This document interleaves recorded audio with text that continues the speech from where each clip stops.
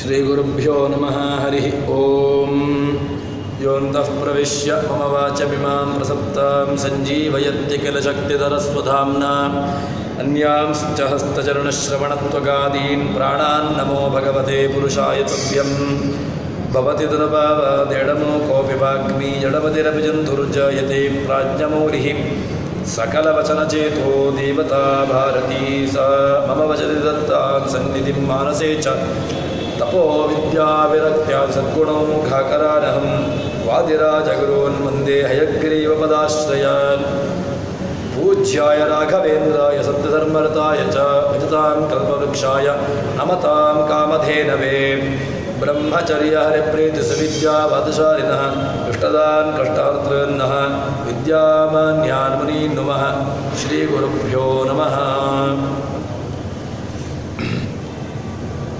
ಭಗವಂತನ ಇದರಲ್ಲಿ ಯಾರು ಆ ದೇವತೆಗಳಲ್ಲಿ ಯಾರು ಉತ್ತಮರು ಅಂತ ಹೇಳಿಕೊಂಡು ಆ ವಾಗ್ಯುದ್ಧ ಆಗತಕ್ಕಂಥ ಸಂದರ್ಭದಲ್ಲಿ ನಮಗೆ ಉಪನಿಷತ್ತು ಒಂದು ಚಿಂತನೆಯನ್ನು ಕೊಡ್ತದೆ.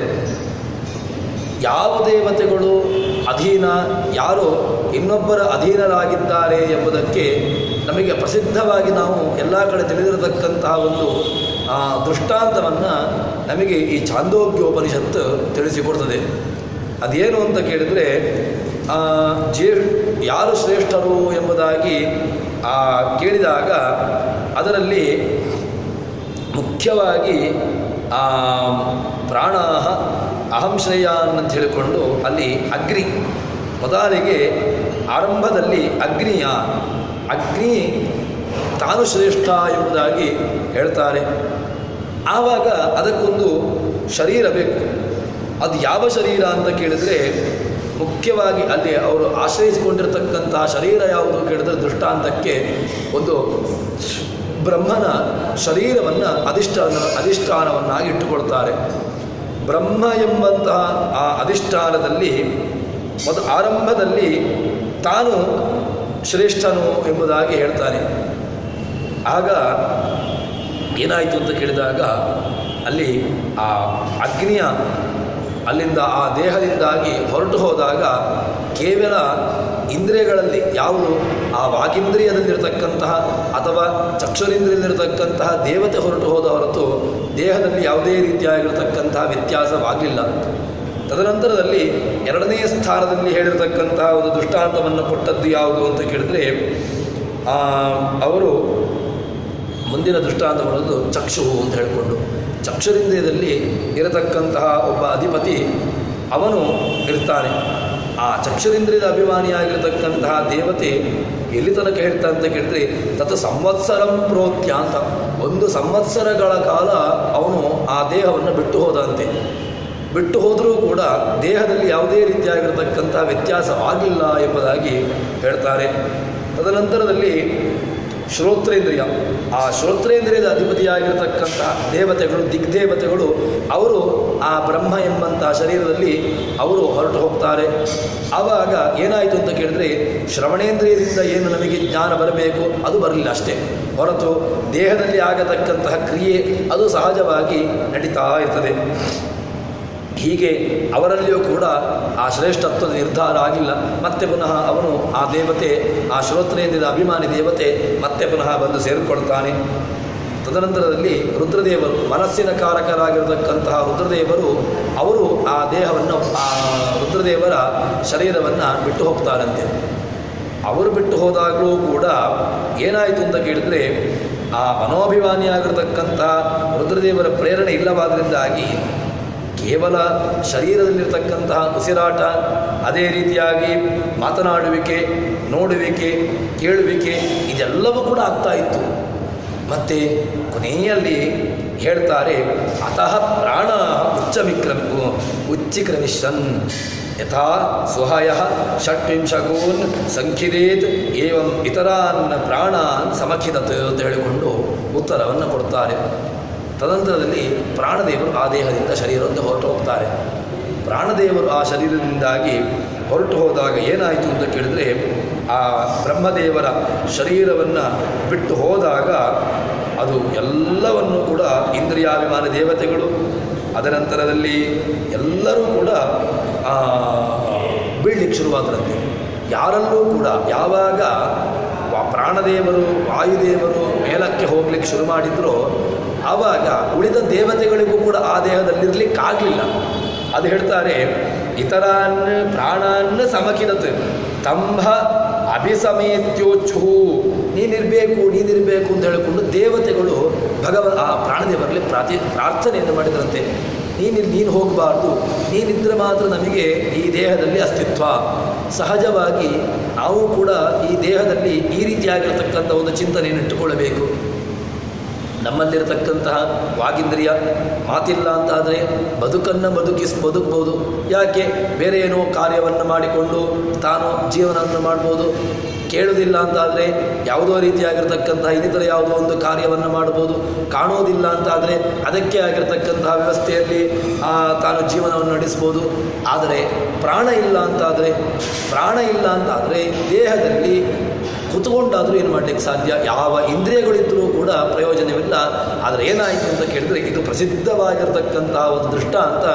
ಒಂದು ಪ್ರಾಣದೇವರ ಅಸ್ತಿತ್ವವನ್ನು, ಪ್ರಾಣದೇವರ ಜ್ಯೇಷ್ಠತೆ ಶ್ರೇಷ್ಠತೆ ಇದೆರಡೂ ಕೂಡ ನಮಗೆ ಗೊತ್ತಾಗ್ತದೆ. ಕೇವಲ ಜ್ಯೇಷ್ಠತೆ ಇದ್ದರೂ ಕೂಡ ಪ್ರಯೋಜನ ಇಲ್ಲ. ನಾನು ದೊಡ್ಡವನು, ಜ್ಯೇಷ್ಠತೆ ಇದ್ರದ್ದೇ ಜ್ಯೇಷ್ಠನೂ ಆಗಬೇಕು, ಶ್ರೇಷ್ಠನೂ ಆಗಬೇಕು. ಆ ಜ್ಯೇಷ್ಠತ್ವ ಶ್ರೇಷ್ಠತ್ವ ಎರಡನ್ನೂ ಕೂಡ ಸಮನಾಗಿ ಇರತಕ್ಕಂತಹ ಒಬ್ಬ ದೇವತೆ ಯಾರು ಅಂತ ಕೇಳಿದರೆ ಅದು ಪ್ರಾಣದೇವರು ಅಂತ ಹೇಳ್ತಾರೆ. ಪ್ರಾಣದೇವರಿಗಿಂತ ಭಗವಂತ ಇದ್ದಾನೆ. ಆದರೆ ಭಗವಂತನ ನಂತರ ಒಂದು ಶಕ್ತಿಯನ್ನು ನಾವು ಒಪ್ಪುವುದು ಅಂತಿದ್ದರೆ ಅದು ಪ್ರಾಣತತ್ವವನ್ನು ಹೇಳ್ತಾರೆ. ಅದಕ್ಕೋಸ್ಕರವಾಗಿ ಆ ಪ್ರಾಣತತ್ವಕ್ಕೆ ಇಷ್ಟು ದೊಡ್ಡ ಸ್ಥಾನವನ್ನು ನಮಗೆ ಉಪನಿಷತ್ತು ಕೊಟ್ಟಿದೆ. ತದನಂತರದಲ್ಲಿ ಹೇಳ್ತಾರೆ, ಆ ವಾಗಭಿಮಾನ ದೇವತೆ ಮಾತನಾಡ್ತಾನಂತೆ.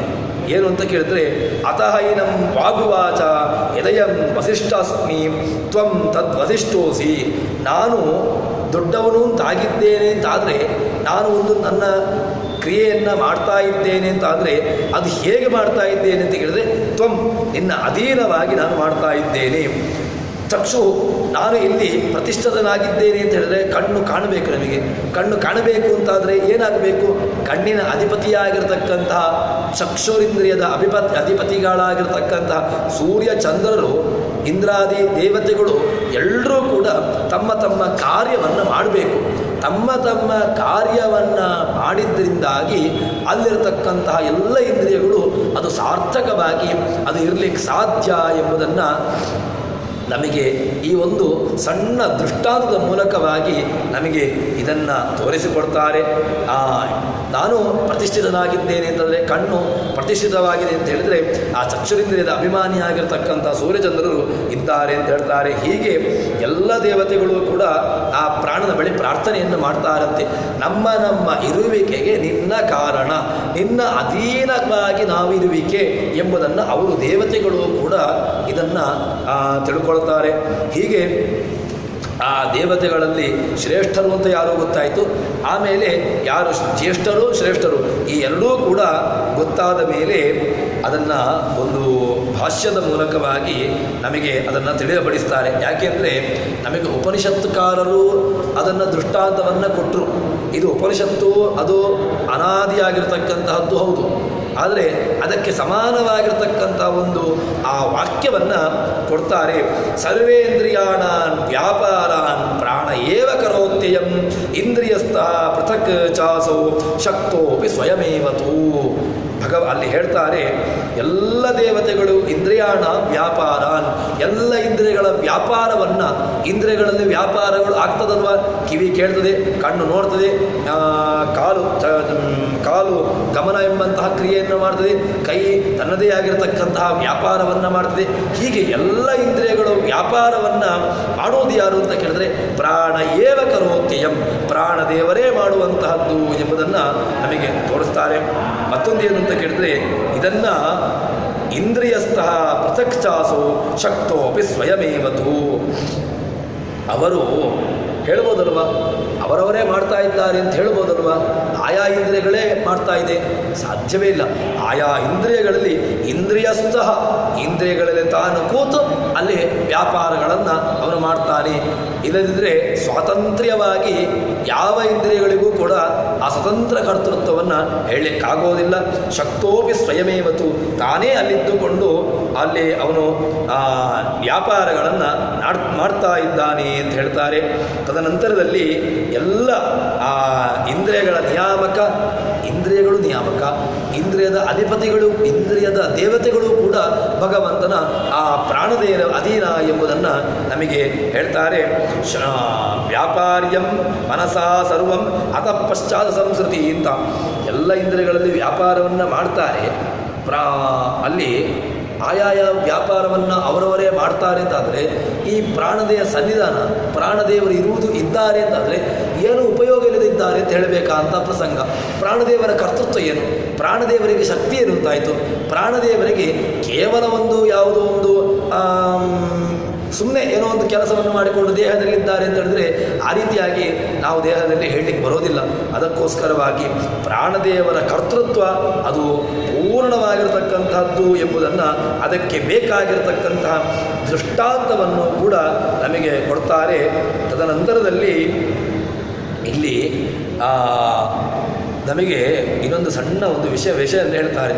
ಷಣ್ಮಾಸಾತ್ ಪೂರ್ವಬಾಲಾನ ಕೇವಲಂ ಪ್ರಾಣತೋ ಭವೇತ್ ಅಂತ ಹೇಳಿಕೊಂಡು ನಮಗೆ 6 ವರ್ಷದ ಮೊದಲಿತ್ತು ಕೆಲವೆಲ್ಲ ಹಿಂದೆ ಆಗಿರತಕ್ಕಂತಹ ವಿಷಯಗಳು ನಮಗೆ ಅಲ್ಲಿ ನೆನಪಿಗೆ ಬರುವುದಿಲ್ಲ.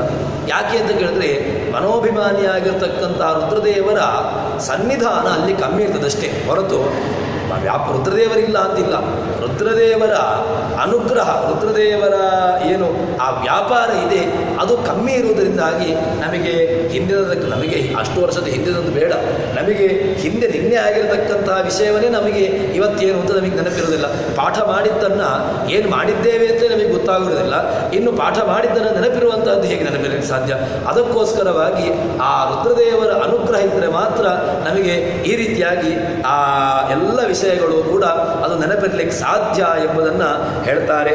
ಹೀಗೆ ಹೇಳಿದ ನಂತರ ಎಲ್ಲಿ ತನಕ ಹೇಳ್ತಾರೆ ಅಂತ ಕೇಳಿದರೆ, ನಾವು ಮಲಗ್ತೇವೆ, ಮಲಗುವುದು ನಮ್ಮ ಸಿದ್ಧ, ನಾವು ಯಾವಾಗ ಬೇಕಾದರೂ ಮಲಗ್ತೇವೆ, ಪಾಠ ಮಾಡುವಾಗಲೂ ಮಲಗ್ತೇವೆ, ಆ ಕಡೆಯಿಂದ ಆಟ ಆಡುವಾಗ ಮಾತ್ರ ನಾವು ಎಚ್ಚರದಲ್ಲಿರುವಂತಹದ್ದು. ಆದರೆ ಹೇಳ್ತಾರೆ ತುರೀಯಾಯ ಅವಸ್ಥಾಯ ಪ್ರಾಣಾದೇವ ವಿಬೋಧನಂ ತಥಾಪಿ ಸಂಸ್ಕೃತಿ ತತ್ರ ಪ್ರಾಣವಶ್ಯತೆಯ ಭವೇತ್. ಪ್ರಾಣದ ಅನುಗ್ರಹ ಎಲ್ಲಿ ತನಕ ಇರಬೇಕು ಅಂತ ಕೇಳಿದರೆ, ಮಲಗ್ತೇವೆ, ಮಲಗಿರತಕ್ಕಂತಹ ಒಬ್ಬ ಜೀವ ಎದ್ದೇಳಬೇಕು ಅಂತಂದರೆ ಪ್ರಾಣದ ಅನುಗ್ರಹ ಬೇಕು. ಮಲಗಿರತಕ್ಕ ಸಂದರ್ಭದಲ್ಲಿ ಪ್ರಾಣದೇವರು ಅಲ್ಲಿಂದ ಹೊರಟು ಹೋದರು ಅಂತ ಆದರೆ ಆವಾಗ ಏನೂ ಇಲ್ಲ, ಕೇವಲ ಅದು ಶರೀರವಾಗಿ ಬಿಡುತ್ತದೆ. ಅದಕ್ಕೋಸ್ಕರವಾಗಿ ಆ ಪ್ರಾಣನೇ ಎಪ್ಪಿಸುವಂತಹದ್ದು, ಪ್ರಾಣನೇ ನಮ್ಮನ್ನು ಒಂದು ರೀತಿಯಾಗಿರ್ತಕ್ಕಂತಹ ವ್ಯವಸ್ಥೆಗೆ ಕೊಂಡೋಗಿ ನಮ್ಮನ್ನು ಆ ಮಲಗಿಸತಕ್ಕಂತಹ ವ್ಯವಸ್ಥೆಯನ್ನು ಕೂಡ ಅವನೇ ಮಾಡುವಂತಹದ್ದು ಎಂಬುದನ್ನು ಹೀಗೆ ಹೇಳ್ತಾರೆ. ತದನಂತರದಲ್ಲಿ ಮುಂದೆ ಒಂದು ವಿಷಯವನ್ನು ಹೇಳ್ತಾರೆ. ಕಿಮ್ಮೆ ಅನ್ನಂ ಭವಿಷ್ಯತಿ ಯತ್ಕಿಂಚಿತ್ ಇದಂ ಅಶ್ವಭ್ಯ ಆಶತುನಭ್ಯ ಅಂತ ಹೇಳಿಕೊಂಡು ಹೇಳ್ತಾರೆ. ನಾವು ಎಲ್ಲ ಪ್ರಾಣಿಗಳು ಯಾಕೆ ಪ್ರಾಣಿಗಳು ಅಂತ ಕೇಳಿದ್ರೆ ಪ್ರಾಣ ಉಳ್ಳವರು. ನಾವು ಪ್ರಾಣಿಗಳು ತಿಂದಿರತಕ್ಕಂತಹ ಅನ್ನ ಏನಾಗ್ತದೆ ನಮಗೆ ಇದರ ಪ್ರಶ್ನೆಯೇ ಬರುವುದಿಲ್ಲ.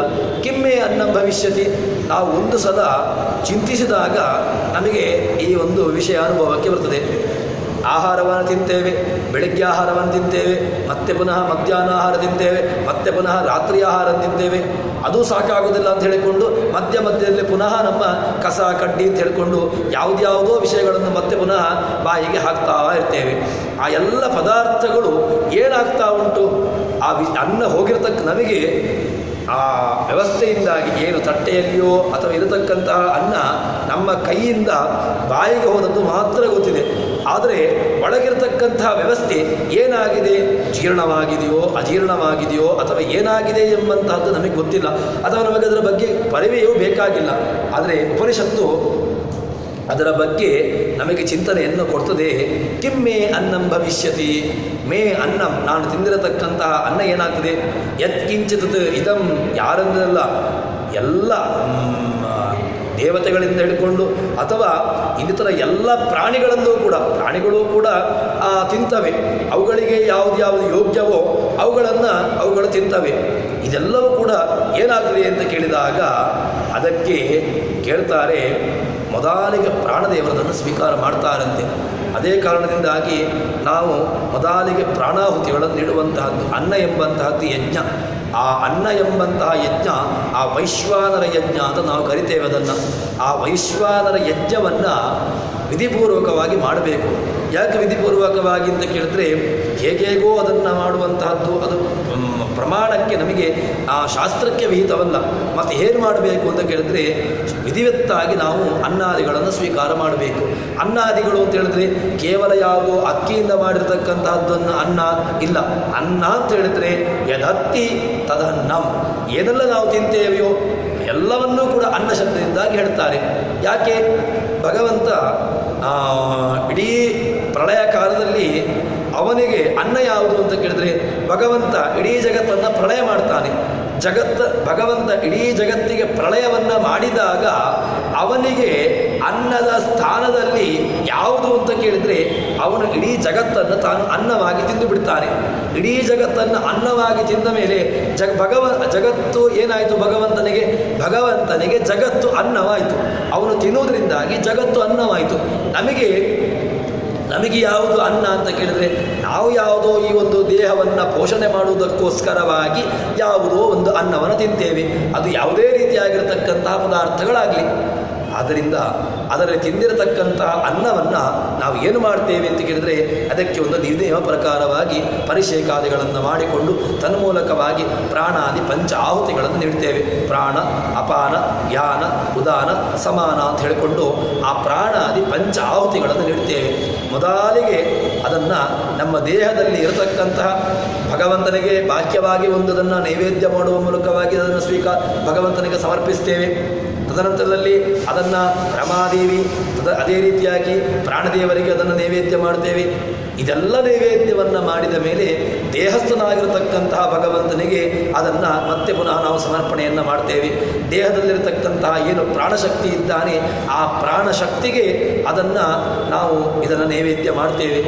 ನೀಡಿದ ಮೇಲೆ ಏನಾಗ್ತದೆ ಅಂತ ಕೇಳಿದರೆ, ಅದನ್ನು ಹೇಳ್ತಾರೆ ಎಲ್ಲರೂ ಕೂಡ ಆ ಪ್ರಾಣದೇವರು ಇದರೊಳಗಿದ್ದುಕೊಂಡು ಭೋಕ್ತೃ ಅಂತ ಹೇಳಿಸಿಕೊಳ್ತಾನೆ.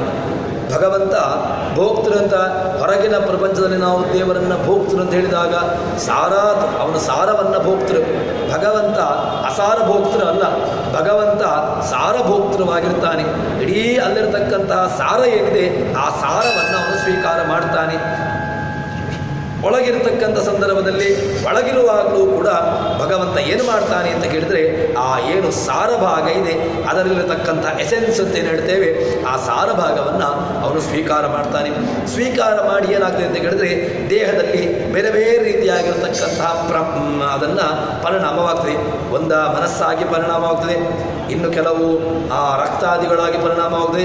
ಇನ್ನೇನು ಅಸಾರ ಭಾಗ ಇದೆ ಅದು ಮಲಮೂತ್ರಗಳ ಮೂಲಕವಾಗಿ ಅದು ವಿಸರ್ಜಿತವಾಗಿ ದೇಹದಿಂದ ಹೊರಕ್ಕೆ ಹೋಗುವಂಥದ್ದು. ಹೀಗೆ ಪ್ರಾಣದೇವರು ಪ್ರಾಣ, ಅಪಾನ, ವ್ಯಾನ, ಉದಾನ, ಸಮಾನ, ದೇವದತ್ತ, ಕೃಕರ, ಧನಂಜಯ ಅಂತ ಹೇಳಿಕೊಂಡು ದೇಹದಲ್ಲಿ ಪಂಚ ಪ್ರಾಣಗಳು, ಪಂಚ ಉಪಪ್ರಾಣಗಳು ಅಂತ ಹೇಳಿಕೊಂಡು ಎಲ್ಲವನ್ನೂ ಕೂಡ ನಮ್ಮ ದೇಹದಲ್ಲಿ ನಾವು ಇರಿಸುವಂತಹದ್ದು. ಅದಕ್ಕೋಸ್ಕರವಾಗಿ ಈ ರೀತಿಯಾಗಿರ್ತಕ್ಕಂತಹ ಚಿಂತನೆಯಿಂದಾಗಿ ನಾವು ಅನ್ನವನ್ನು ಸ್ವೀಕಾರ ಮಾಡಬೇಕು ಎಂಬುದನ್ನು ಹೇಳ್ತಾರೆ. ಈ ರೀತಿಯಾಗಿ ಸ್ವೀಕಾರ ಮಾಡಿದ ಅನ್ನ ಅದು ಪಚನ ಆಗ್ತದೆ. ಯಾವುದೇ ರೀತಿಯಾಗಿರ್ತಕ್ಕಂಥ ವ್ಯವಸ್ಥಿತವಾಗಿ ಒಂದು ಇಲ್ಲದೆ ನಾವು ಸ್ವೀಕಾರ ಮಾಡ್ತೀವಿಯೋ ಅದೇನಾಗ್ತದೆ ಅಂತ ಕೇಳಿದ್ರೆ, ಅದು ಎಲ್ಲವೂ ಕೂಡ ಅಜೀರ್ಣವಾಗುವಂತಹದ್ದು ಅಥವಾ ನಮ್ಮ ಅನಾರೋಗ್ಯ ಕಾರಣವಾಗುವಂತಹದ್ದು. ಈ ರೀತಿಯಾಗಿರ್ತಕ್ಕಂತಹ ದೇಹದಲ್ಲಿ ವ್ಯತ್ಯಾಸಕ್ಕೆ ಅದು ಕಾರಣವಾಗ್ತದೆ ಎಂಬುದಾಗಿ ಹೇಳ್ತಾರೆ. ಹೀಗೆ ಹೇಳಿದ ನಂತರ ತದನಂತರದಲ್ಲಿ ಹೇಳ್ತಾರೆ, ಭಗವಂತನನ್ನು ಆ ಪ್ರಾಣನನ್ನು ಯೋಚನೆ ಮಾಡಬೇಕು. ಅವರ ಆ ಏನು ವ್ಯವಸ್ಥೆಯನ್ನು ನೋಡಿದ ಮೇಲೆ ಸರಿ ಏನಾಗ್ತದೆ ಅಂತ ಕೇಳಿದಾಗ ಅದಕ್ಕೆ ಹೇಳ್ತಾರೆ, ಪ್ರಾಣನ ಚಿಂತನೆಯನ್ನು ಮಾಡಿದ್ರಿಂದಾಗಿ ಫಲ ಏನು? ಭಗವಂತನನ್ನು ಚಿಂತನೆ ಮಾಡುವುದಷ್ಟೇ ಅಲ್ಲ, ಪ್ರಾಣನ ತತ್ವವನ್ನು ಚಿಂತನೆ ಮಾಡುವುದರಿಂದಾಗಿಯೂ ಕೂಡ ಉಪನಿಷತ್ತು ನಮಗೆ ಕೊಡ್ತದೆ. ಉತ್ತರ ಏನು ಕೊಡ್ತದೆ ಅಂತ ಕೇಳಿದರೆ, ತದ್ವೈತ್ ಸತ್ಯಕಾಮ ಜಾಬಾಲ ಗೋಶುತಯ ವೈಯಾರ್ಘ್ಯ ಪದ್ಯಾಯೋಕ್ತ್ವ ಉವಾಚ ಯದ್ಯಪ್ಯೇತತ್ ಶುಷ್ಕಾಯ ಸ್ಥಾನವೇ ಬ್ರೂಯಾತ್ ಜಾಯೇತ್ ನಯೇವಾಸ್ಮಿನ್ ಶಾಖಾಃ ಪ್ರವರಯೋ ಹೀವೋ ಫಲಾಶಾನಿ. ನಮಗೆ ಒಳಗಿರತಕ್ಕಂತಹ ಏನು ಆ ಪ್ರಾಣನ ತತ್ವವನ್ನು, ಆ ಪ್ರಾಣನ ಚಿಂತನೆಯನ್ನು ಈ ರೀತಿಯಾಗಿ ನಾವು ಚಿಂತನೆ ಮಾಡಿದಾಗ ಏನಾಗ್ತದೆ ಅಂತ ಕೇಳಿದರೆ ನಮಗೆ ಹೇಳ್ತಾರೆ, ಆ ಒಳಗಿರತಕ್ಕಂತಹ ನಮ್ಮ ಜೀವನ ಒಣಗಿ ಹೋಗಿದೆ. ಹೇಗೆ ಒಣಗಿ ಹೋಗಿದೆ ಅಂತ ಕೇಳಿದರೆ ಇದರಲ್ಲಿ ಸಾರವೇ ಇಲ್ಲ. ಸಾರ ಇಲ್ಲದಿರತಕ್ಕಂತಹ ಒಂದು ಅಂಕುಡೊಂಕಾಗಿರತಕ್ಕಂತಹ ಮರ, ಶುಷ್ಕಾಯ ಸ್ಥಾನವೇ, ಶುಷ್ಕವಾಗಿರತಕ್ಕಂತಹ ಒಣಗಿರತಕ್ಕಂತಹ ಸ್ಥಾಣು ಮರ. ಆ ಮರವಾಗಿದ್ದರೂ ಕೂಡ ಏನಾಗ್ತದೆ ಅಂತ ಕೇಳಿದರೆ ಈ ಪ್ರಾಣನ ತತ್ವವನ್ನು, ಪ್ರಾಣನ ಚಿಂತನೆಯನ್ನು ಮಾಡಿದ್ರಿಂದಾಗಿ ಏನಾಗ್ತದೆ ಅಂತ ಕೇಳಿದರೆ ಒಣಗಿರತಕ್ಕಂತಹ ಮರಗಳು ಕೂಡ ಅದು ಚಿಗುರುವಂತಹ ಸ್ಥಿತಿಯನ್ನು ಹೊಂದುತ್ತವೆ ಅಂತ ಹೇಳ್ತಾರೆ. ಒಂದು ಒಣಗಿರತಕ್ಕಂತಹ ಮರವೇ ಅದು ಚಿಗುರಬೇಕು ಅಂತಾದರೆ ಈ ಪ್ರಾಣನ ಚಿಂತೆಯಿಂದಾಗಿ, ಇನ್ನು ಈ ಪ್ರಾಣನ ಚಿಂತನೆಯನ್ನು ನಮ್ಮ ಜೀವನದಲ್ಲಿ ನಾವು ಅಳವಡಿಸಿಕೊಂಡಾಗ ಏನಾಗದೇ ಇರಲಿಕ್ಕೆ ಸಾಧ್ಯ, ಎಲ್ಲವೂ ಆಗಲಿಕ್ಕೆ ಸಾಧ್ಯ ಎಂಬುದನ್ನು ನಮಗೆ ತೋರಿಸಿಕೊಡ್ತಾರೆ. ಇದನ್ನೇ ಒಂದು ದೃಷ್ಟಾಂತವನ್ನಾಗಿ ಮಧ್ವವಿಜಯದಲ್ಲಿ ಪಂಡಿತಾಚಾರ್ಯರು ಹೇಳುವಾಗ ಬೀಜಗಳನ್ನು ಆಚಾರ್ಯರು ಹಿಡ್ಕೊಂಡ್ರಂತೆ. ಆ ಬೀಜ ಹಿಡ್ಕೊಂಡಾಗ ಹೇಳ್ತಾರೆ, ಅದಕ್ಕೆ ಏನು ದೃಷ್ಟಾಂತವನ್ನು ಕೊಡ್ತಾರೆ ಅಂತ ಕೇಳಿದ್ರೆ, ಒಂದು ವೇಳೆ ವೇದಕ್ಕೆ ಶಕ್ತಿ ಉಂಟು ಅಂತಾದರೆ ಈ ಏನು ಒಣಗಿರತಕ್ಕಂತಹ ಬೀಜಗಳು ಅದು ಮೊಳಕೆ ಬರಬೇಕು, ತನ್ಮೂಲಕವಾಗಿ ಅದು ವೃಕ್ಷವಾಗಬೇಕು ಎಂಬಂತಹ ಒಂದು ಚಿಂತನೆಯನ್ನು ಹೇಳ್ತಾರೆ. ಆದರೆ ಆಚಾರ್ಯರು ಔಷಧಿ ಸೂಕ್ತವನ್ನು ಪಠಿಸಿ ಬೀಜವನ್ನು ಕೈಯಲ್ಲಿ ಹಿಡಿದುಕೊಂಡಾಗ ಏನಾಯಿತು ಅಂತಂದರೆ ಅದು ಚಿಗುರಿಡದು, ಮೊಳಕೆ ಚಿಗುರು, ಅದರಿಂದ ಸಸ್ಯ, ತನ್ಮೂಲಕವಾಗಿ ಬೃಹತ್ತಾಗಿರತಕ್ಕಂತಹ ಫಲ ಬಿಡತಕ್ಕಂತಹ ಒಂದು ವೃಕ್ಷದ ತನಕ ಆಯಿತು ಎಂಬುದಾಗಿ ಅಷ್ಟು ಒಂದು ಮಹತ್ವವನ್ನು ಹೇಳ್ತಾರೆ. ನಾವು ಇದರಲ್ಲೀಗ ಆಚಾರ್ಯ ಹಿಡ್ಕೊಂಡ್ರು ಅದರಿಂದಾಗಿ ಅದು ಫಲಿತವಾಯಿತು ಅಂತ ಹೇಳೋದಕ್ಕಿಂತಲೂ ಕೂಡ ವೇದಕ್ಕೆ ಇರತಕ್ಕಂಥ ಸಾಮರ್ಥ್ಯವನ್ನು ಹೇಳಬೇಕಿತ್ತು. ಔಷಧಿ ಸೂಕ್ತಕ್ಕೆ ಇರತಕ್ಕಂಥ ಮಹತ್ವ ಏನು ಅಂತ ಕೇಳಿದರೆ ಇದು. ಔಷಧಿ ಸೂಕ್ತಗಳು ನಮಗೆ ಎಲ್ಲ ಸೂಕ್ತಗಳು ಕೂಡ ನಮಗೆ ಫಲಿಸ್ತದೆ. ಯಾವಾಗ ಅಂತ ಕೇಳಿದ್ರೆ ಅದರಲ್ಲಿ ನಮಗೆ ಅಷ್ಟು ದೃಢತೆ ಇರಬೇಕು, ದಾರ್ಢ್ಯತೆ ಇದ್ದಾಗ ಆ ವೇದ ಮಂತ್ರಗಳು ನಾವು ಅದನ್ನು ಅಧ್ಯಯನ ಮಾಡಬೇಕು. ಅಧ್ಯಯನ ಮಾಡಿದಾಗ ನಮಗೇನಾಗ್ತದೆ ಅಂತ ಕೇಳಿದರೆ ಆವಾಗ ಅದು ನಮ್ಮಲ್ಲಿ ಸಾರ್ಥಕವಾಗುವಂತಹದ್ದು ಎಂಬುದಾಗಿ, ಹೀಗೆ ನಮಗೆ ಆ ಪ್ರಾಣನ, ಮುಖ್ಯ ಪ್ರಾಣನ ಚಿಂತನೆಯನ್ನು ನಮಗೆ ಈ ರೀತಿಯಾಗಿ ಉಪನಿಷತ್ಕಾರರು ಅದನ್ನು ಕೊಡ್ತಾರೆ. ತದನಂತರದಲ್ಲಿ ಭಗವಂತನನ್ನು ಈ ಹೊಂದಬೇಕು ಅಂತ ಆದರೆ ಈ ಪ್ರಾಣನ ಚಿಂತನೆಯನ್ನು ಚೆನ್ನಾಗಿ ತಾನು ಅಧ್ಯಯನ ಮಾಡಬೇಕು. ತನ್ನ ಮೂಲಕವಾಗಿ ಅವನು ಯೋಗ್ಯವಾಗಿರತಕ್ಕಂತಹ ಗತಿಯನ್ನು ಹೊಂದಲಿಕ್ಕೆ ಸಾಧ್ಯ ಎಂಬುದಾಗಿ ಹೇಳ್ತಾರೆ. ತದನಂತರದಲ್ಲಿ ಹೇಳ್ತಾರೆ, ಒಂದು ದೃಷ್ಟಾಂತವನ್ನು ಇಲ್ಲಿ ಹೇಳ್ತಾರೆ. ಅದೇನು ಅಂತ ಕೇಳಿದ್ರೆ ಎರಡು ಮಾರ್ಗವನ್ನು ಹೇಳ್ತಾರೆ. ಸಹಜವಾಗಿ ದೇವಯಾನ, ಪಿತೃಯಾನ ಅಂತ ಎರಡು ಮಾರ್ಗವನ್ನು ಹೇಳ್ತಾರೆ. ಯಾರು ಯಾವ ಮಾರ್ಗದಲ್ಲಿ ಹೋಗ್ತಾರೆ ಎಂಬುದಾಗಿ ಹೇಳಿದಾಗ ಅದರಲ್ಲಿ ದೇವಯಾನ, ಪಿತೃಯಾನ ಅಂತ ಎರಡು ಮಾರ್ಗವನ್ನು ಹೇಳ್ತಾರೆ. ಹೇಳಿದಾಗ ಅದಕ್ಕೆ ಹೇಳುವಂತಹ ದೃಷ್ಟಾಂತ ಏನು ಕೇಳಿದರೆ, ಶ್ವೇತಕೇತು ಆರುಣೀ ಪಂಚಾಲಾನಾಂ ಸಮಿತಿ ಆಯೇಯ. ಅವನು ಬರ್ತಾನಂತೆ, ಶ್ವೇತಕೇತು ಬರ್ತಾನೆ. ಅವನು ತನ್ನ ಪಾಂಡಿತ್ಯ ಇದೆ ಅಂತ ಹೇಳಿಕೊಂಡು ಬರ್ತಾನಂತೆ. ಪಾಂಡಿತ್ಯ ಉಂಟು ಅಂತ ಹೇಳಿಕೊಂಡು ದರ್ಪದಿಂದ ಬಂದಾಗ ಪಾಂಚಾಲ ದೇಶದ ರಾಜನ ಬಳಿಗೆ ಹೋಗ್ತಾನೆ. ಹೇಳ್ತಾನೆ, ನಿನ್ನ ತಂದೆ ನಿನಗೆ ಎಲ್ಲ ಏನೋ ಉಪದೇಶ ಮಾಡಬೇಕು ಅದೆಲ್ಲವನ್ನು ಕೂಡ ಹೇಳಿದ್ದಾನ ಅಂತ. ಸ್ವಲ್ಪ ಗರ್ವಿಷ್ಠ, ಅಹಂಕಾರದಿಂದಾಗಿ ನಾನೆಲ್ಲವನ್ನು ತಿಳ್ಕೊಂಡಿದ್ದೇನೆ, ನನಗೆಲ್ಲ ಗೊತ್ತಿದೆ, ನಾನೆಲ್ಲ ಓದಿದ್ದೇನೆ ಅಂತ ಹೇಳ್ಕೊಂಡು ನಾವು ಹೇಳ್ತಾ ಇರ್ತೇವೆ. ಆದರೆ ನೋಡಿದರೆ ಏನೂ ಗೊತ್ತಿರೋದಿಲ್ಲ. ಅಂತಹ ಸ್ಥಿತಿಯನ್ನು ಹೊಂದಿದಾಗ ಅದೇ ರೀತಿಯಾಗಿ ಆ ಶ್ವೇತಕೇತು ಏನು ಮಾಡ್ತಾನೆ ಅಂತ ಹೇಳಿದ್ರೆ, ತನ್ನ ಪಾಂಡಿತ್ಯ ತನಗಿದೆ ಅಂತ ಹೇಳಿಕೊಂಡು ಹೋಗ್ತಾನಂತೆ. ಆವಾಗ ಆ ಪಾಂಚಾಲ ರಾಜ ಪ್ರವಾಹಣ ಅಂತ ಅವನು, ನಿನಗೆ ಎಲ್ಲ ಗೊತ್ತಿದೆಯಾ ಅಂತ ಕೇಳ್ತಾನಂತೆ. ನನಗೆಲ್ಲ ಗೊತ್ತಿದೆ, ನಾನು ಯಾವುದನ್ನೂ ಕೂಡ ತಿಳ್ಕೊಂಡಿಲ್ಲ ಅಂತಿಲ್ಲ, ನನಗೆಲ್ಲ ಗೊತ್ತುಂಟು. ನನಗೆ ನೀವು ಪಾಠ ಮಾಡಿದ್ದು ಹೌದು ಅದು ಗೊತ್ತಿದೆ, ಆ ಹಿಂದೆ ಪಾಠ ಮಾಡಿದ್ದು ಅದು ಗೊತ್ತಿದೆ, ಎಲ್ಲವೂ ಗೊತ್ತಿದೆ, ಎಲ್ಲವನ್ನು ಆದರೆ ಕೇಳಿದರೆ ಅದು ಗೊತ್ತಿಲ್ಲ ಅಂತ ಹೇಳಿಕೊಂಡು ಈ ರೀತಿಯಾಗಿರ್ತಕ್ಕಂಥ ವ್ಯವಸ್ಥೆಯನ್ನು ಹೇಳ್ತಾ ಇದ್ದ. ಅದಕ್ಕೆ ಹೇಳ್ತಾನಂತೆ, ವೇತ್ಥ ಯದಿತಃ ಅದಿ ಪ್ರಜಾ ಪ್ರಯಂತಿ ಭಗವಃ ಇತಿ ಯದ್ವೇತ್ಥ ಎತ್ತ ಉದರಾವರ್ತಂತ. ಕೇಳ್ತಾನಂತೆ, ಈಗ ಎರಡು ಲೋಕ ಇತ್ತು, ಅದೇನು ಅಂತ ಕೇಳಿದ್ರೆ ಬ್ರಹ್ಮಲೋಕವನ್ನು ಚಂದ್ರಲೋಕವನ್ನು ಹೊಂದಲಿಕ್ಕೆ ಯಾವ ಮಾರ್ಗದಿಂದ ಹೋಗಲಿಕ್ಕೆ ಇರುವಂತಹದ್ದು, ಹೋಗಲಿಕ್ಕಿರತಕ್ಕಂತಹ ಮಾರ್ಗ ಏನು, ಹೋಗಬೇಕು ಅಂತ ಆದರೆ ಏನು ವ್ಯವಸ್ಥೆ ಅಂತ ಕೇಳಿದರೆ ಅದಕ್ಕೆ ಹೇಳ್ತಾನಂತೆ, ಚಂದ್ರಲೋಕಕ್ಕೆ ಹೋದವರು ಈ ಮತ್ತೆ ಪುನಃ ಈ ಲೋಕಕ್ಕೆ ಬರ್ತಾರೆ. ಅವರು ಯಾವ ರೀತಿಯಾಗಿ ಮತ್ತೆ ಪುನಃ ಈ ಭೂಲೋಕಕ್ಕೆ ಬರ್ತಾರೆ. ತದನಂತರದಲ್ಲಿ ಇನ್ನು ದೇವಯಾನ ಪಿತೃಯಾನ ಅಂತಿದೆ. ಆ ದೇವಯಾನ ಪಿತೃಯಾನ ಇತ್ಯಾದಿಗಳಲ್ಲಿರ್ತಕ್ಕಂತಹ ಮಾರ್ಗದಿಂದ ಹೋಗಿರತಕ್ಕಂಥವರು ಅವರು ಭಗವಂತನನ್ನು ಹೇಗೆ ಹೊಂತಾರೆ, ಇದೆಲ್ಲ ನಿನಗೆ ಗೊತ್ತುಂಟಾ ಅಂತ ಕೇಳಿದಾಗ, ದೇವಯಾನಸ್ಯ ಪಿತೃಯಾನಸ್ಯ ವ್ಯಾವರ್ತಕಾಹ. ಇದು ನನಗೆ ಪಾಠ ಮಾಡಿಲ್ಲ ನಮ್ಮ ತಂದೆ, ನನಗೆ ಪಾಠ ಎಲ್ಲ ಮಾಡಿದರು, ನನಗೆ ಅದು ಮಾಡಿದ್ದಾರೆ ಇದು ಮಾಡಿದ್ದಾರೆ, ಆದರೆ ನಮ್ಮ ಏನು ಅಧ್ಯಾಪಕರು ಯಾರಿದ್ದಾರೆ ಅವರು ನನಗೆ ಇದೊಂದು ಹೇಳಿಕೊಟ್ಟಿಲ್ಲ. ನನಗೆ ಎಲ್ಲ ವಿಷಯಗಳನ್ನು ಹೇಳಿದರು, ಆದರೆ ನನಗೆ ಪಾಠ ಮಾಡುವಾಗ ಈ ಒಂದು ವಿಷಯವನ್ನು ಅವರು ಬಿಟ್ಟುಬಿಟ್ಟಿದ್ದಾರೆ ಅಂತ ಹೇಳಿಕೊಂಡು, ಇವನಿಗೆ ಗೊತ್ತಿಲ್ಲ ಅಂತ ಹೇಳುವುದಿಲ್ಲ ಅವನು, ನನಗೆ ಪಾಠ ಮಾಡುವಾಗ ಅವರು ಹೇಳಿಕೊಟ್ಟಿಲ್ಲ ಅಂತ ಹೇಳಿಕೊಂಡು ಆ ರೀತಿಯಾಗಿ ಹೇಳ್ತಾನಂತೆ. ಅದಕ್ಕೆ ಹೇಳ್ತಾನೆ ಅವನು, ಯಥಾಸೋ ಲೋಕೋ ನ ಸಂಪೂರ್ಯತೆ ನ ಭಗವಃ. ನನಗೆ ಈ ನಿರಂತರವಾಗಿ ಈ ಭೂಲೋಕದಿಂದಾಗಿ ಹೋಗ್ತಾ ಇದ್ದಾರೆ, ಆದರೆ ಈ ರೀತಿಯಾಗಿರ್ತಕ್ಕಂತಹ ಮಾರ್ಗ ನನಗೆ ಯಾವುದು ಅಂತ ಗೊತ್ತಿಲ್ಲ. ನನಗೆ ಪಾಠ ಮಾಡುವಾಗ ನಮ್ಮ ತಂದೆಯವರು ಪಾಠ ಮಾಡಿದ್ದಾರೆ, ಪಾಠ ಮಾಡುವಾಗ ಅವರು ಏನೋ ಒಂದು ಭಗವಂತನ ಬಗ್ಗೆ ಹೇಳಿದ್ದಾರೆ ಅಷ್ಟೇ, ಆದರೆ ಇಷ್ಟೆಲ್ಲ ರಹಸ್ಯ ಉಂಟು, ದೇವಯಾನ ಪಿತೃಯಾನ ಅದಕ್ಕಿರತಕ್ಕಂತಹ ಮಾರ್ಗ ಇದೆಲ್ಲ ಏನು ರಹಸ್ಯಗಳು ಇದೆಲ್ಲ ನನಗೆ ಹೇಳಿದ ನಮ್ಮ ತಂದೆಯವರು, ಅದು ಏನು ಅಂತ ಹೇಳಿಕೊಂಡು ಹೇಳ್ತಾನಂತೆ. ಅದಕ್ಕೆ ಹೇಳಿದಾಗ ಅವನು ಹೇಳ್ತಾನೆ, ಶ್ವೇತಕೇತು ಹೇಳ್ತಾನಂತೆ, ನನಗಿದು ಗೊತ್ತಿಲ್ಲ ಅಂತ ಹೇಳ್ತಾನಂತೆ.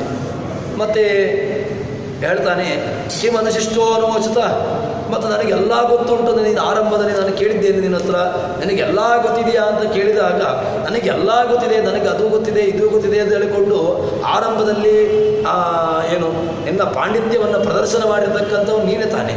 ಪಾಂಡಿತ್ಯವನ್ನು ಪ್ರದರ್ಶನ ಮಾಡಿರ್ತಕ್ಕಂಥ ನನಗೆ ಯಾವುದೋ ಒಂದು ಪ್ರಶ್ನೆಯನ್ನು ಕೇಳಿದಾಗ ನನಗೆ ಅದು ಗೊತ್ತಿಲ್ಲ ಅಂತ ಹೇಳಿದ್ದೀಲ್ವ ಅಂತ ಹೇಳಿದರೆ ಅದಕ್ಕೆ ಹೇಳ್ತಾನಂತೆ, ಹೌದು ನನಗೆಲ್ಲವನ್ನೂ ಹೇಳಿದ್ದಾರೆ, ಆದರೆ ಇದು ಮತ್ತು ಹಾಗಾದರೆ ನೀನು ಹೇಗೆ ಹೇಳಿದೆ, ನನಗೆಲ್ಲ ಗೊತ್ತುಂಟು ಅಂತ ಹೇಗೆ ಹೇಳಿದೆ, ಎಲ್ಲ ಗೊತ್ತಿದ್ದ ಮೇಲೆ ಇದು ಗೊತ್ತಿರಬೇಕು, ಗೊತ್ತಿಲ್ಲ ಅಂತ ಹೇಳಿದ ಮೇಲೆ ನಿನಗೆ ಗೊತ್ತಿಲ್ಲ ಅಂತ ಹೇಳಬೇಕಿತ್ತು. ಅದಕ್ಕೆ ಹೇಳ್ತಾನಂತೆ, ಒಂದು ರೀತಿಯಾಗಿ ದುಃಖಿತನಾಗ್ತಾನೆ. ಆ ರಾಜ ಕೇಳಿರತಕ್ಕಂತಹ ಪ್ರವಾಹನ ಕೇಳಿರತಕ್ಕಂತಹ ಪ್ರಶ್ನೆಯನ್ನು ಕೇಳಿ ಸ್ವಲ್ಪ ದುಃಖಿತನಾಗ್ತಾನೆ. ಸಹಾಯಸ್ಥಂ ಪಿತುರರ್ಧಮೇಯಾಯ, ತಂದೆಯ ಬಳಿಗೆ ಬರ್ತಾನಂತೆ ಅವನು, ದುಃಖವನ್ನು ಅರಿತುಕೊಂಡು ಬರ್ತಾನಂತೆ. ತಂದೆ ಹತ್ರ ಬಂದು ಮತ್ತೆ ಪುನಃ ಆಕ್ಷೇಪವನ್ನು ಮಾಡ್ತಾನೆ, ನೀವು ನನಗೆ ಪಾಠ ಮಾಡ್ತೀರಿ ಅಂತ ಹೇಳಿದ್ರಿ, ನೀವು ನನಗೆ ಪಾಠ ಮಾಡಿಲ್ಲ ಅಂತ ಹೇಳಿಕೊಂಡು ಸ್ವಲ್ಪ ಅಲ್ಲಿ ಅವನ ಮರ್ಯಾದೆ ಹೋಯಿತು. ಏನು ರಾಜ ಕೇಳಿದಾಗ ಸ್ವಲ್ಪ ದುಃಖ ಆಯಿತು, ಅದರಿಂದ ಮರ್ಯಾದೆ ಹೋಯಿತು. ಹಿಂದೆ ಬಂದು ಅಪ್ಪನ ಹತ್ರ ಗಲಾಟೆ ಮಾಡಿದ. ಏನು ಗಲಾಟೆ ಅಂತ ಹೇಳಿದ್ರೆ, ನೀವು ಎಲ್ಲವನ್ನೇ ಹೇಳ್ತೇನೆ ಅಂತ ಹೇಳಿದ್ರೆ ನನಗೆ ಇದರ ಬಗ್ಗೆ ಹೇಳಿಲ್ಲ. ಅವ್ರು ನೋಡಿದರೆ ಪಾಠ ಮಾಡಿದ್ದಾರೆ, ಪಾಠ ಮಾಡಿ ನನಗೇನೂ ಗೊತ್ತಿಲ್ಲ, ಅವ್ರು ಯಾವುದೋ ಒಂದು ಪ್ರಶ್ನೆ ಕೇಳಿದ್ರೆ ನನಗೆ ಅದರ ಬಗ್ಗೆ ಆ ಪ್ರಶ್ನೆಯ ಬಗ್ಗೆ ನನಗೆ ಉತ್ತರವೇ ಗೊತ್ತಾಗಲಿಲ್ಲ ಅಂತ ಹೇಳ್ತಾನೆ. ಅದಕ್ಕೆ ಹೇಳ್ತಾನಂತೆ, ನೀನು ಪಂಚಮ ರಾಜನ್ಯ ಬಂಧು ಪ್ರಶ್ನಾನ್ ಅಪ್ರಾಕ್ಷೀತ್. ಆ ಕ್ಷತ್ರಿಯನಾಗಿರ್ತಕ್ಕಂತಹ ರಾಜ ಹೇಳ್ತಾನೆ, ಇವನು ಶ್ವೇತಕೇತು ಹೇಳ್ತಾ ಇದ್ದಾನೆ ಅಪ್ಪನ ಹತ್ರ, ರಾಜನ್ಯ ಬಂಧು ಪ್ರಶ್ನಾನ್ ಅಪ್ರಾಕ್ಷಿತ್, ಪಂಚಪ್ರಶ್ನ ನನ್ನ ಹತ್ರ 5 ಪ್ರಶ್ನೆಯನ್ನು ಮಾಡಿದ. ನನಗೆ ಇಷ್ಟೆಲ್ಲ ನಾನು 13 ವರ್ಷ 15 ವರ್ಷ ಅಧ್ಯಯನ ಮಾಡಿದವನು, ನಾನು ಅವ್ರಿಗೆ ಕ್ಷತ್ರಿಯ ಕೇಳಿರ್ತಕ್ಕಂಥ ಪ್ರಶ್ನೆಗೆ ನನಗೆ ಉತ್ತರವನ್ನು ಕೊಡಲಿಕ್ಕಾಗಲಿಲ್ಲ. ಏನು ನನ್ನ ಅವಸ್ಥೆಯನ್ನು ನಿನ್ನೆ ಪಾಠ ಮಾಡಿದ್ದೇನು ಅವರ ಮೇಲೆ, ಅಪ್ಪನ ಮೇಲೆ ಪ್ರಶ್ನೆ ಅನ್ನೋದು ಏನು ಅಂತ ಕೇಳಿದರೆ, ದೇಶ ನಕೈಂಚನ, ನನಗೆ ಒಂದು ಪ್ರಶ್ನೆಗೂ ಕೂಡ ಉತ್ತರ ಕೊಡಲಿಕ್ಕಾಗಲಿಲ್ಲ. 5 ಪ್ರಶ್ನೆಯಲ್ಲಿ ಕಡೆ ಪಕ್ಷ ಒಂದು ಪ್ರಶ್ನೆಯನ್ನು ಹೇಳಿ ಆದರೂ ಕೂಡ ಸ್ವಲ್ಪ ಆದರೂ ಸಮಾಧಾನ ಇಲ್ಲ. 5 ಪ್ರಶ್ನೆಯಲ್ಲಿ 5 ಪ್ರಶ್ನೆಗೂ ನಂದು ಮಾರ್ಕಿಲ್ಲ ಅಂತ ಹೇಳ್ತಾನೆ. ನಹೋವಾಚ ಯಥಾ ಮಹತ್ವಂ ತಾತ ಹೇತಾನ್ ಅವಧೋ ಯಥಾಹಮೇಶ ನಕೈಂಚನಂ ವೇದ. ನಾನು ಯಾವುದಕ್ಕೂ ಕೂಡ ಉತ್ತರ ಕೊಡಲಿಲ್ಲ. ನನಗೆ ನೀನು ಈ ಮೊದಲೇ ನನಗೆ ಹೇಳ್ಬೋದಿತ್ತಲ್ವ, ಅದಕ್ಕೆ ಸರಿ ನಿನಗೆ ಕೇಳಿದಾಗ, ಅದಕ್ಕೆ ಶ್ವೇತಕೇತುವಿಗೆ ತಂದೆ ಹತ್ರ ಕೇಳಿದಾಗ ತಂದೆ ಹೇಳ್ತಾನಂತೆ, ಯದ್ಯಹಂ ಇಮಾನ್ ಅವೇದಿಶ್ಯಂ ಕಥಂತೆ ನಾವಕ್ಷ್ಯಂ. ನನಗಿದು ಗೊತ್ತಿದ್ದು ನಾನು ಯಾಕೆ ನಾನು ಹೇಳಿಕೊಡ್ತಿರಲಿಲ್ಲ ನಿನಗೆ? ನನಗೆ ಆ ರಾಜ ಕೇಳಿರ್ತಕ್ಕಂತಹ ಪ್ರಶ್ನೆಗೆ ನನಗೆ ಉತ್ತರ ಗೊತ್ತಿದ್ದರೆ ನಾನೇ ನಿನಗೆ ಹೇಳ್ತಿದ್ದೆ, ಆದರೆ ನನಗೆ ಇದರದ್ದು ಉತ್ತರ ಗೊತ್ತಿಲ್ಲ ಅಂತ ಹೇಳ್ತಾನಂತೆ. ಆದರೆ ಏನು ಅಂತ ಕೇಳಿದ್ರೆ, ಅವನಿಗೆ ಒಂದು ರೀತಿಯಾಗಿ ಅವನಿಗೆ ಬುದ್ಧಿಯನ್ನು ಕಲಿಸಬೇಕಿತ್ತು. ಯಾವ ಕಾಲಕ್ಕೂ ಕೂಡ ಏನೋ ಒಂದು ಸಣ್ಣ ಅಧ್ಯಯನ ಮಾಡಿದ ಮೇಲೆ ಆ ಅಧ್ಯಯನ ನಮ್ಮ ಅಹಂಕಾರಕ್ಕೆ ಕಾರಣವಾಗಬಾರದು.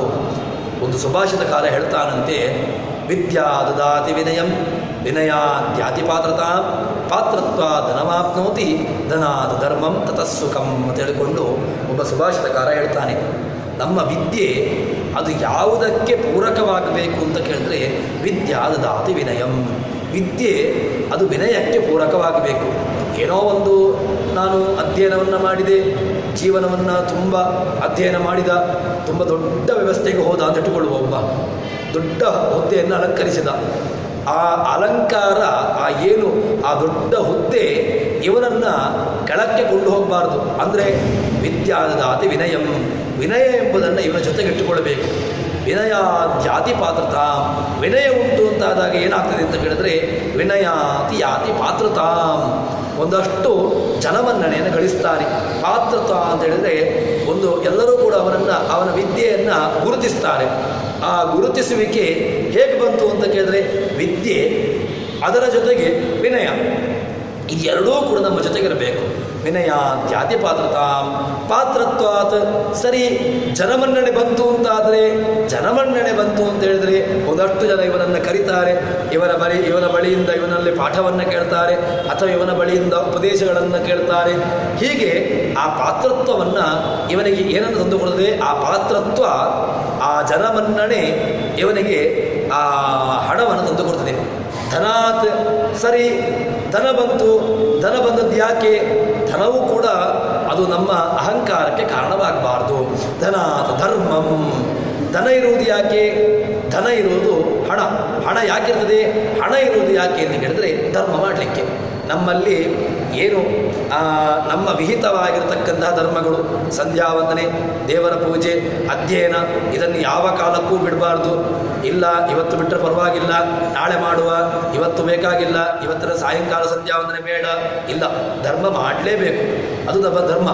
ಆ ಧರ್ಮ ಮಾಡಿದ್ರಿಂದಾಗಿ ಏನಾಯಿತು ಅಂತ ಕೇಳಿದರೆ, ಧರ್ಮದಿಂದಾಗಿ ಸುಖವಾಯಿತು. ಸುಖ ಯಾಕೆ ಬಂತು ಅಂತ ಕೇಳಿದರೆ, ಇವನು ಅಷ್ಟೆಲ್ಲ ಮಾಡಿದಲ್ವ, ಅದರಿಂದಾಗಿ ಇವನಿಗೆ ಸುಖ ಬಂತು.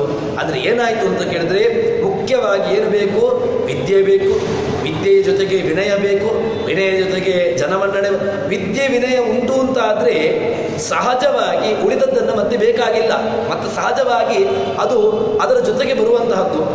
ತಾಯಿಯ ಜೊತೆಗೆ ಮಗು ಹೇಗೆಯೋ ಅದೇ ರೀತಿಯಾಗಿ ಹಸುವಿನ ಜೊತೆಗೆ ಕರು ಹೇಗೆಯೋ ಅದೇ ರೀತಿಯಾಗಿ ವಿದ್ಯೆ ವಿನಯಗಳು ಉಂಟು ಅಂತ ಆದರೆ ಅಲ್ಪವಿದ್ಯಾ ಅದು ಗರ್ವ ಆಗಬಾರ್ದು. ಅಲ್ಪವಿದ್ಯೆ ಎಂಬುದು ಅದು ಮಹಾ ಅನರ್ಥಕ್ಕೆ ಕಾರಣವಾಗ್ತದೆ.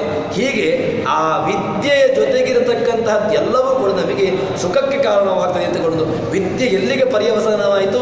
ವಿದ್ಯೆ ಪರ್ಯವಸಿತವಾದದ್ದು ಅದು ಸುಖದಲ್ಲಿ ಪರ್ಯವಸನ ಆಯಿತು. ವಿದ್ಯಾ ವಿನಯ ಪಾತ್ರತ್ವ ಇದೆಲ್ಲವೂ ಕೂಡ ಪರ್ಯವಸನ ಎಲ್ಲಿ ಆಯಿತು ಅಂತ ಕೇಳಿದರೆ ಸುಖದಲ್ಲಿ ಪರ್ಯವಸನ ಆಯಿತು. ಹೀಗೆ ಇದು ನಮಗೆ ಆ ಒಂದು ಕೆಟಗರಿಯನ್ನು, ಈ ರೀತಿಯಾಗಿರತಕ್ಕಂಥ ವ್ಯವಸ್ಥೆಯನ್ನು ನಮ್ಮ ಜೀವನದಲ್ಲಿ ಅಳವಡಿಸಿಕೊಳ್ಳಬೇಕು ಅಂತ ಹೇಳಿಕೊಂಡು ನಮಗೆ ಶ್ವೇತಕೇತುವಿನ ದೃಷ್ಟಾಂತದ ಮೂಲಕವಾಗಿ ನಮಗೆ ರಾಜ ತಿಳಿಸಿಕೊಡ್ತಾನೆ. ನಾನು ತಿಳ್ಕೊಂಡ ತಕ್ಷಣ ನನಗೆ ಗರ್ವ ಬಂತು. ಏನೋ ನೀನು ಏನು ತಿಳ್ಕೊಂಡದ್ದು? ನಾವು ಏನೂ ತಿಳ್ಕೊಂಡದ್ದು ಇಲ್ಲ. ಏನೋ ಒಂದು ಸ್ವಲ್ಪ ಅಧ್ಯಯನ ಮಾಡಿದ್ಯಲ್ವ, ಅಧ್ಯಯನ ಎಂಬುದನ್ನು ಅಹಂಕಾರಕ್ಕೆ ಕಾರಣವಾಗಬಾರ್ದು ಎಂಬುದಾಗಿ ಹೇಳ್ತಾನೆ.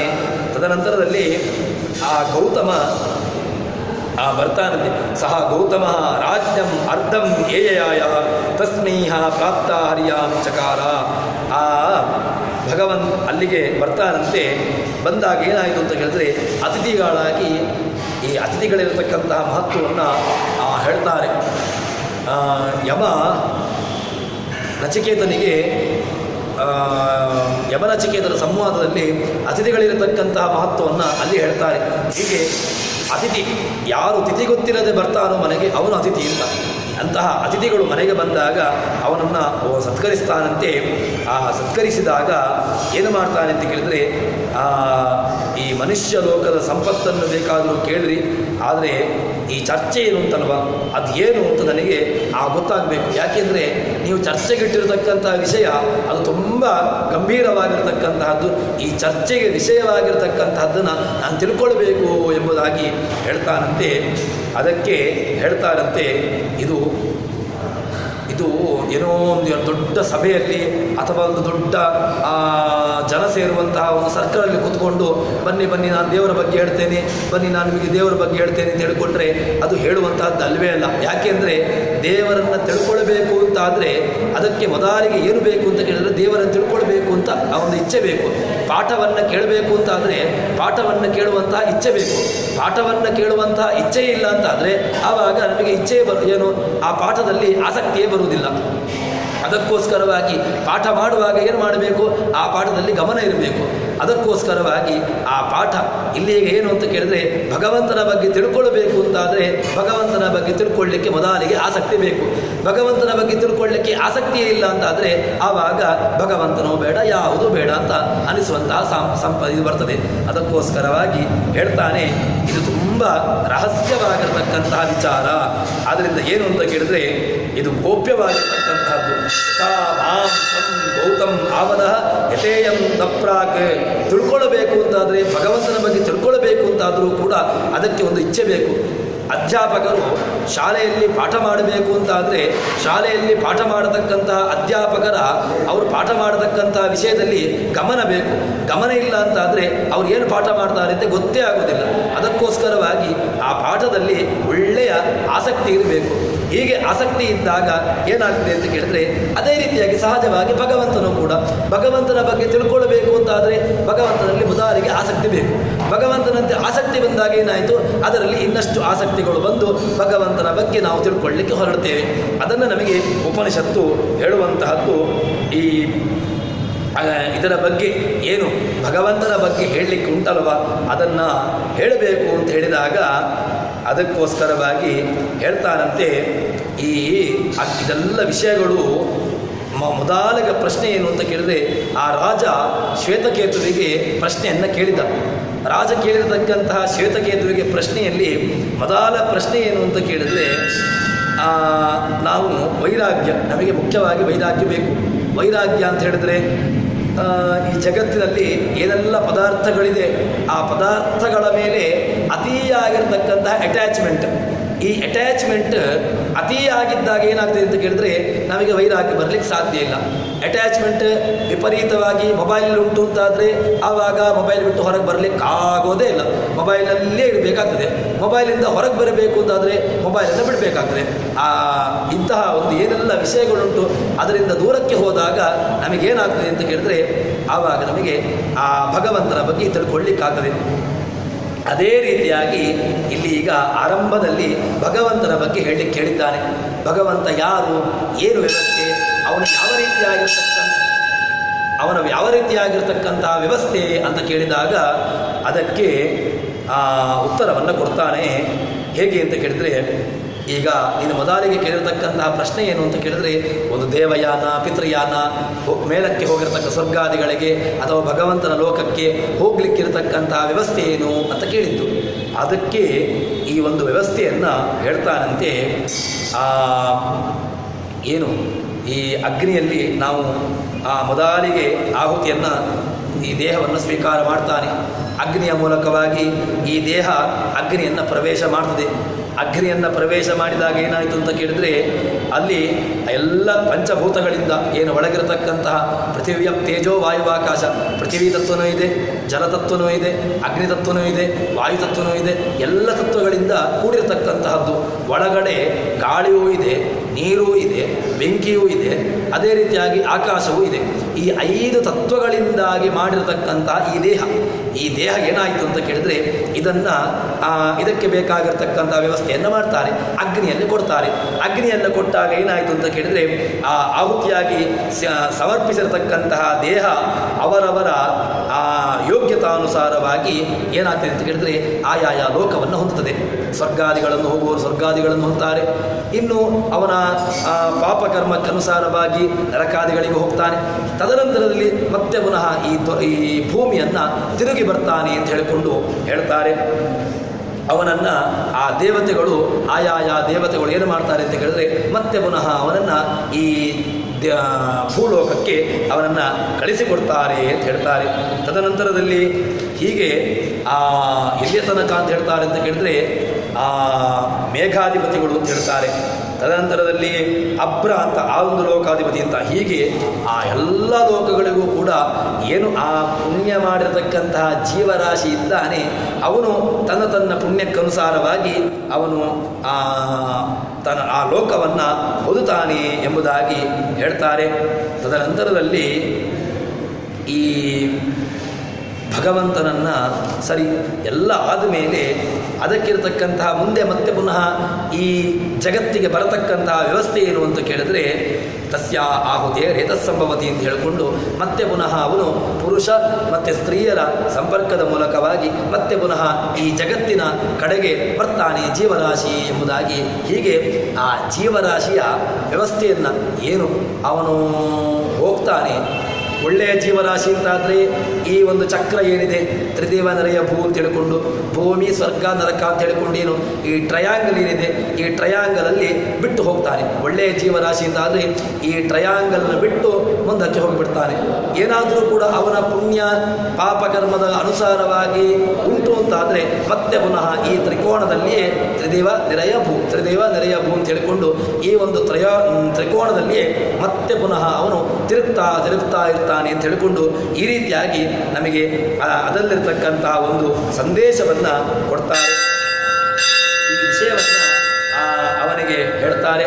ತದನಂತರದಲ್ಲಿ ಉಪನಿಷತ್ತು ಏನಾಗ್ತದೆ ಅಂತ ಕೇಳಿದ್ರೆ ನಜಾತೋ ಯಾವದಾಯುಷಂ ಜೀವತಿ ತಂ ಪ್ರೇತಂ ಜಿಷ್ಟಂ ಇತಃ ಅಗ್ನಯ ಏವ ಹರಂತಿ ಅಂತ ಹೇಳಿಕೊಂಡು ಅವನನ್ನು ಈ ಜೀವರಾಶಿ ಎಲ್ಲಿ ತನಕ ಕರೀತಾನೆ ಅಂತ ಹೇಳಿದ್ರೆ ತನ್ನ ಆಯುಷ್ಯ ಏನು ಇದೆ ಅಲ್ಲಿಯ ತನಕ ಜೀವನ ಬಯಸ್ತಾನೆ. ತದನಂತರದಲ್ಲಿ ಸತ್ಕರ್ಮವನ್ನು ಮಾಡಿರತಕ್ಕಂತಹ ನಂತರದಲ್ಲಿ ದ್ವಿಲೋಕ, ಪರ್ಜನ್ಯ ಲೋಕ, ವೃಷ್ಟಿಲೋಕ, ಹೀಗೆ ಬೇರೆ ಬೇರೆ ಲೋಕಗಳಿದೆ. ಆಯಾಯ ಲೋಕಗಳಿಗೆ ಅವನನ್ನು ಸೇರಿಸ್ತಾನೆ.